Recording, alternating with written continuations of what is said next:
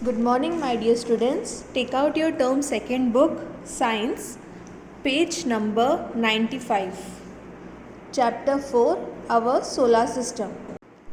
The sky comprises many heavenly bodies such as stars, planets, moons and sun. इसमें क्या बोला है, sky में बहुत सारे हेवनली बॉडीज़ होते हैं, जैसे कि क्या क्या है, स्टार्स है, प्लैनेट्स है, मून है, सन है। इन सबको अपन हेवनली बॉडीज़ बोलते हैं। Some of them are very bright and big. कुछ कुछ बहुत ही ब्राइट मतलब बहुत तेज़ से रोशनी देता है और कुछ कुछ बहुत बड़ा है। Stars are big heavenly bodies. सबसे बड़ा हेवनली बॉडी कौन सा है? Stars. They are huge balls of fiery gases which produce their own heat and light.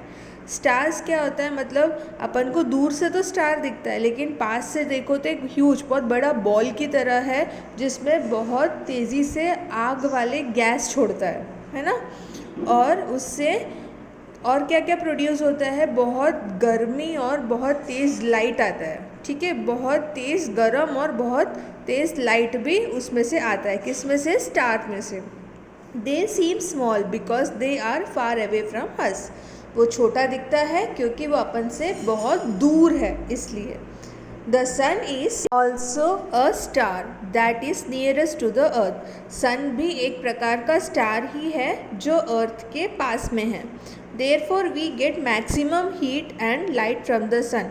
इस वजह से अपन को मैक्सिमम मतलब बहुत जितना हीट मिलना चाहिए उतना हीट और लाइट भी मिलता है। क्यों? क्योंकि वो अर्थ के पास में है।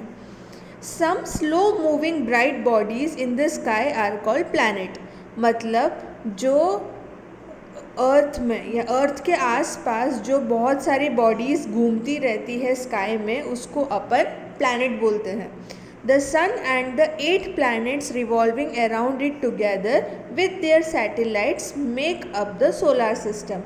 इसका मतलब क्या है? सन और उसके साथ साथ 8 प्लैनेट्स जो है वो एक दूसरे के सराउंडिंग में घूमता रहता है और इन सब प्लैनेट्स के पास में सैटेलाइट भी है जिससे अपन सोलार सिस्टम बोलते हैं। क्या बोलते हैं? Solar system. अब एक एक प्लैनेट के बारे में बताया गया है। सबसे पहले है solar system. Planets do not have light of their own. Planets के पास एक खुद का लाइट नहीं है। They reflect the sun's light. उनके पास वो कैसे रिफ्लेक्ट होते हैं, अपन को कैसे दिखाई देते हैं? सन की लाइट की वजह से। There are 8 planets in our solar system. अपने सोलार सिस्टम में टोटल कितने प्लैनेट्स हैं? 8 प्लैनेट्स हैं। Each planet revolves around the sun on its own path. मतलब सब अपने अपने जगह पर घूमते रहते हैं। किसके सराउंडिंग में? सन के सराउंडिंग में, जिसको अपन क्या बोलते हैं? ऑर्बिट बोलते हैं, which is called an orbit. The orbits are curved paths. Orbits क्या होता है? एक कर्व मतलब एक घूमने वाला। कर्व मतलब सब अपने अपने एक्सिस में कर्व शेप में घूमते हैं। ठीक है, कहाँ पे? सन के सराउंडिंग में। Revolve around the sun in the same direction, मतलब एक ही डायरेक्शन में घूमते रहते हैं, जो कि है एंटी क्लॉकवाइज डायरेक्शन में। एक्सेप्ट वीनस, सिर्फ वीनस को छोड़कर। विच ट्रैवल्स इन क्लॉकवाइज डायरेक्शन, मतलब जो 8 प्लैनेट्स में से जो 7 प्लैनेट है वो एंटी क्लॉकवाइज डायरेक्शन में घूमते हैं सन के, और जो 8th प्लैनेट यानी जो वीनस है वो क्लॉकवाइज घूमता है सन के।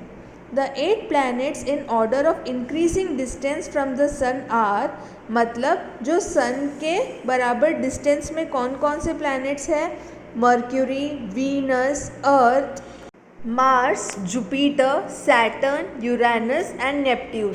ये पूरे 8 प्लैनेट्स आपको याद होने चाहिए। ठीक है, अपने सोलार सिस्टम में टोटल 8 प्लैनेट्स हैं। कौन कौन से हैं? Mercury, Venus, earth, Mars, Jupiter, Saturn, Uranus and Neptune.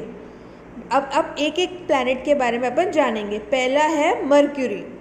Mercury is the closest planet to the sun. ये जो प्लैनेट है वो सन के बहुत पास में है and it is the smallest of all the planet. और सब प्लैनेट के कंपैरिजन में मर्क्यूरी बहुत छोटा है। We can see Mercury with the help of binoculars और इवन विद नेक्ड आइज। अपन मर्क्यूरी को बाइनोकुलर के थ्रू भी देख सकते हैं और नॉर्मली आइस के थ्रू भी देख सकते हैं, क्योंकि ये सन अर्थ से बहुत क्लोज है। किससे? अर्थ से बड़ा क्लोज है और सन से भी क्लोज है। नेक्स्ट है Venus.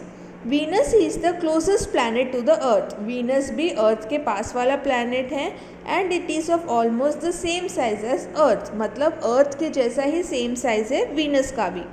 Venus is also known as the morning और इवनिंग स्टार। वीनस को क्या कहते हैं? मॉर्निंग स्टार और evening star. It is the brightest and hottest planet in the sky. ये बहुत ब्राइटली अपन को बहुत अच्छे से दिखाई भी देता है और सबसे गर्म प्लैनेट है स्काई में से। अब है अर्थ। अर्थ कहाँ है? जहाँ पे अपन रहते हैं। अर्थ के बारे में, अर्थ तीसरा प्लैनेट है, ठीक है। सन के बाद मर्क्यूरी आता है, फिर वीनस आता है, फिर अर्थ आता है, ठीक है। Earth is the third planet from the sun in the solar system and is called the blue planet. अच्छा, अर्थ क्या है?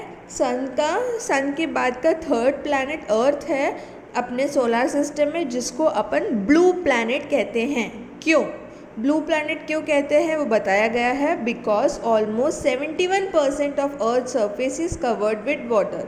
अर्थ का 71% पूरा पानी है, ठीक है। अर्थ के 71% एरिया में पानी है, इसलिए उसको ब्लू प्लैनेट कहा गया है। This is the only planet in the solar system on which life exist. Solar system में अर्थ एक ऐसा प्लैनेट है जहाँ पे लाइफ है।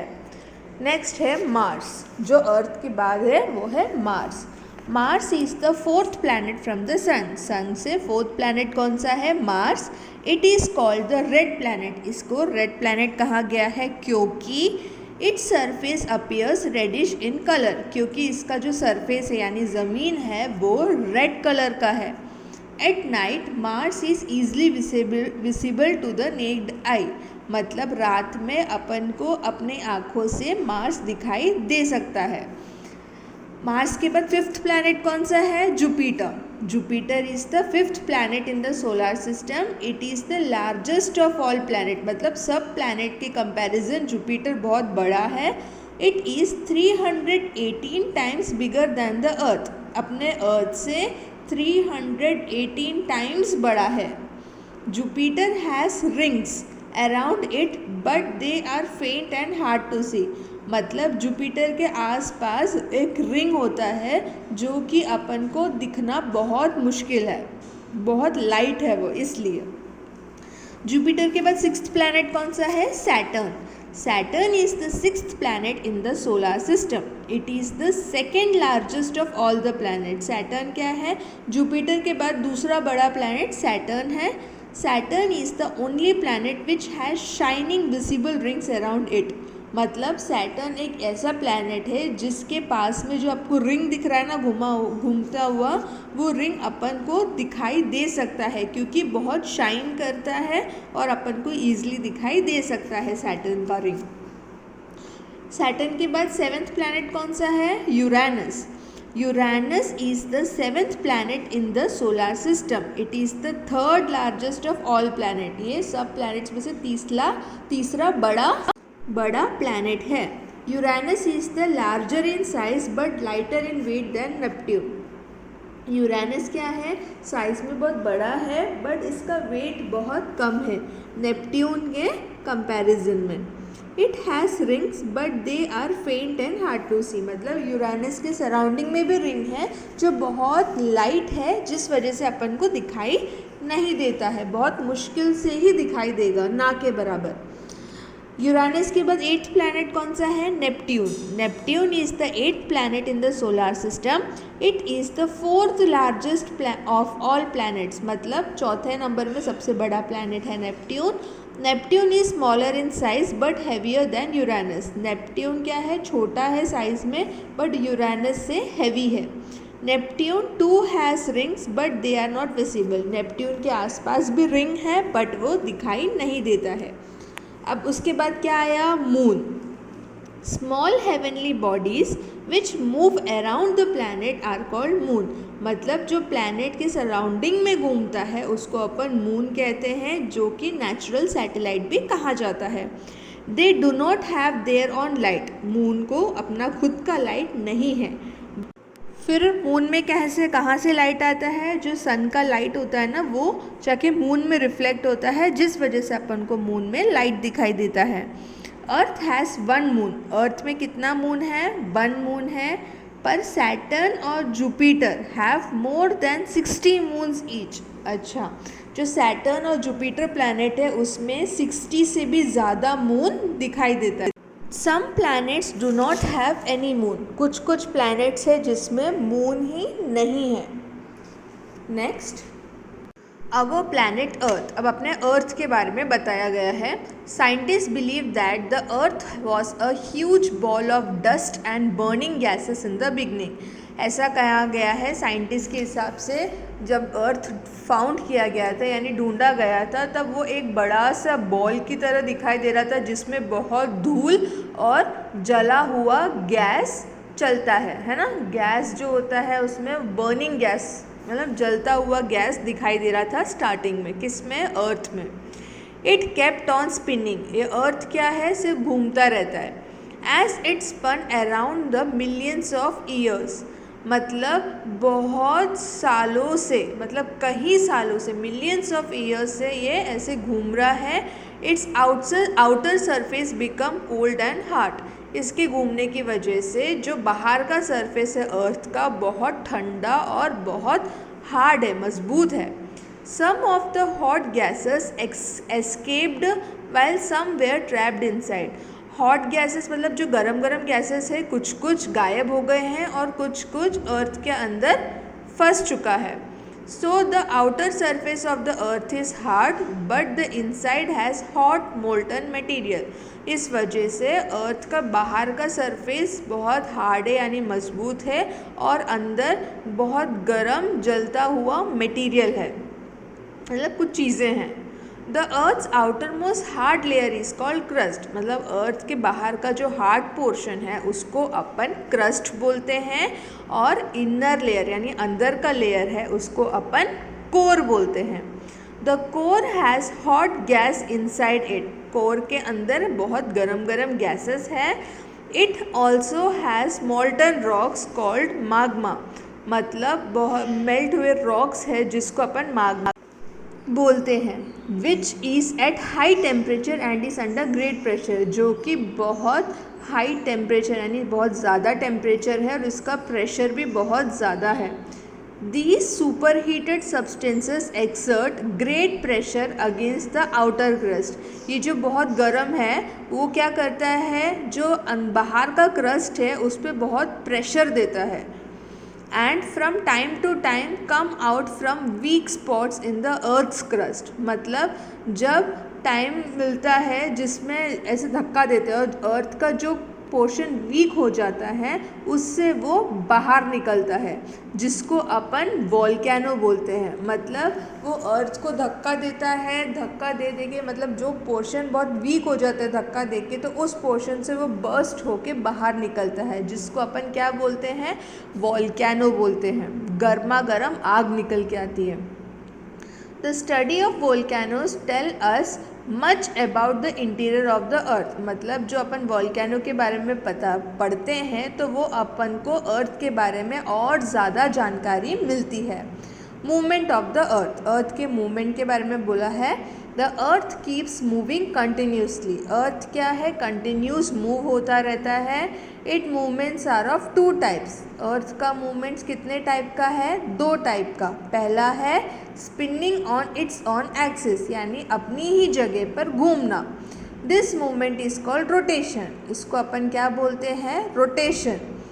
The completes one rotation in 24 hours, earth जो अपनी जगह पे घूमता है वो एक रोटेशन 24 घंटे में कंप्लीट करता है। तो rotation of the earth causes day and night, जिस तरीके से अर्थ रोटेट करता है उसी तरीके से अपन को डे एंड नाइट ऐसे दोनों फॉर्म कन्वर्ट होते हैं, एक टाइम पे डे और आधा 12 घंटे नाइट। मूवमेंट अराउंड द सन, अब क्या है, अर्थ सन के सराउंडिंग में भी मूव होता है और अपनी जगह पर भी मूव होता है।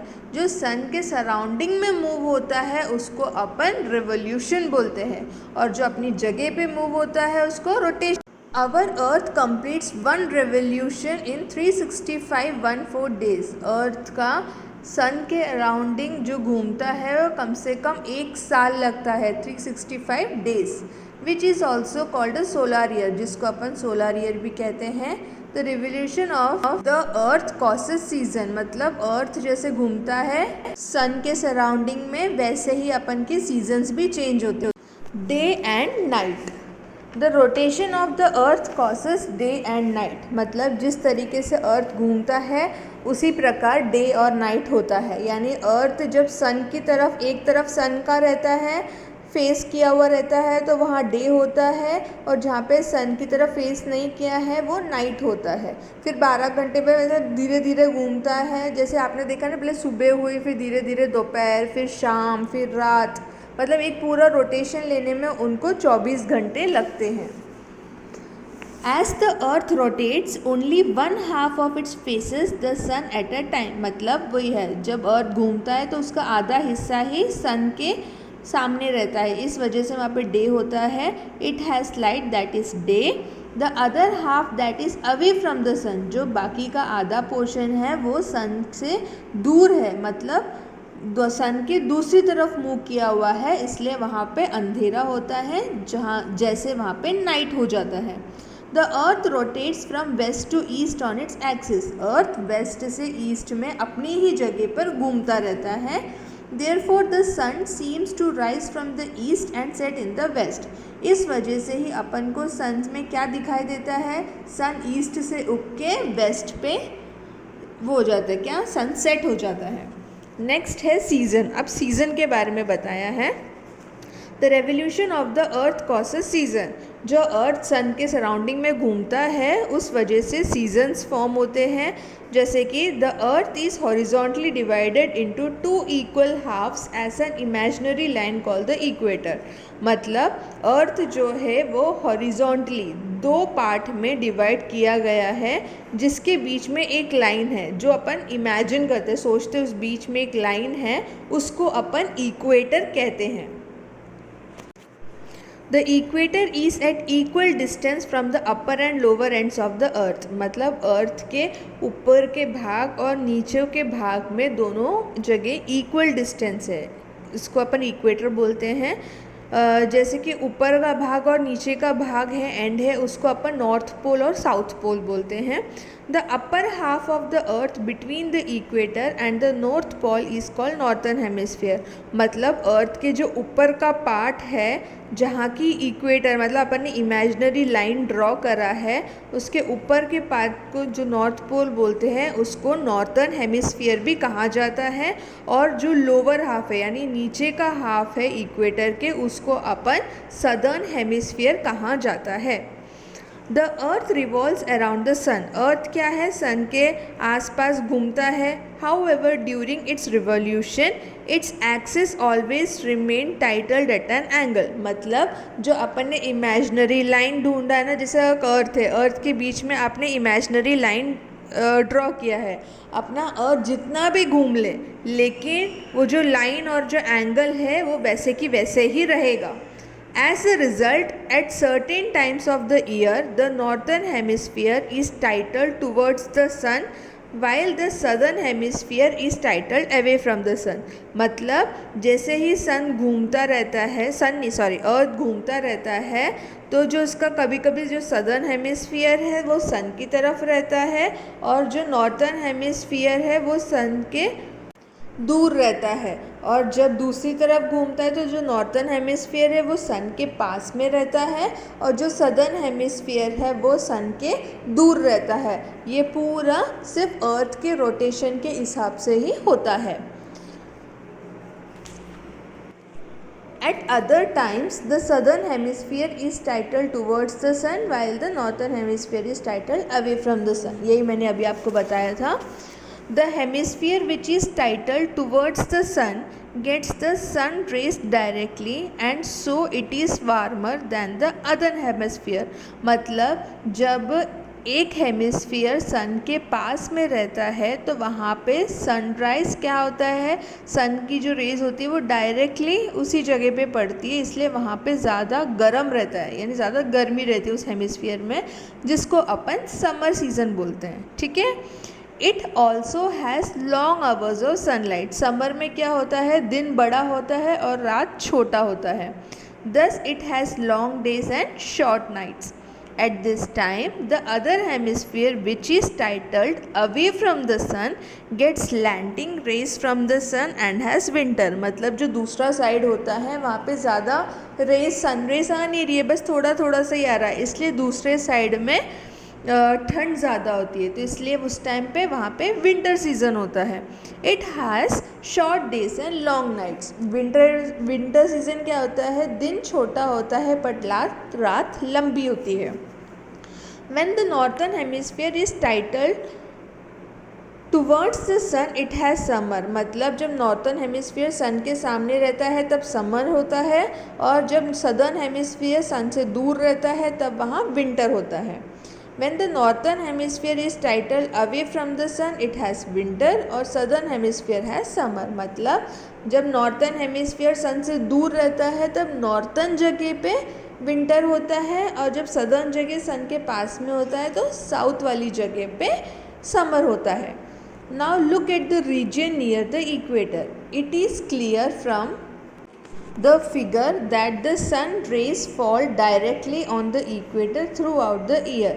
मतलब ये देखो नीचे साइड में आपको लेफ़्ट पेज में पिक्चर दिख रही होगी, उसमें बताया है कि जो इक्वेटर है उसमें क्लियर बताया है कि जो सन रेज़ आ रहा है, जहाँ पे डायरेक्टली आपको सन रेज़ हो रहा है वहाँ पे समर है, जो सन से दूर है वहाँ पे विंटर है ना। देखो बीच बीच में लाइन दिया है रेड कलर का, उसको अपन इक्वेटर बोल रहे हैं। ठीक है। उसके हिसाब से सदर्न और नॉर्थर्न साइड में जब घूम रहा है तो उस हिसाब से कहाँ समर आ रहा है, कहाँ विंटर आया है, सब बताया। देखो बीच में सन है, सन के ऊपर की तरफ स्प्रिंग है, नीचे की तरफ ऑटम है, लेफ़्ट साइड में समर है, राइट साइड में विंटर है ना।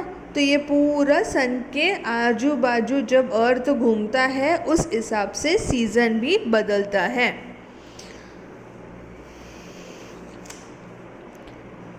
Therefore the equator has equal days। Equator के हिसाब से हर जगह इक्वल दिन भी होता है और इक्वल नाइट भी होता है। इसको अपन 12 आवर्स ईच, मतलब हर 12-12 घंटे में वो रहता है, 12 घंटे सुबह 12 घंटे रात। देयर इज़ नो समर और winter but autumn and spring. वहाँ पे जब ना समर है ना विंटर है, बट ऑटम और स्प्रिंग ये दो सीज़न होता है।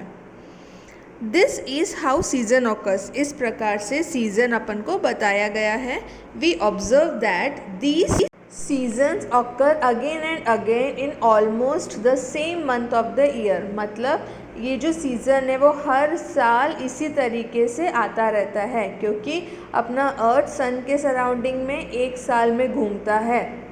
This is because each year the earth comes back to the same position with respect to the sun in almost the same month. वही जो मैंने अभी आपको बताया वही लिखा है।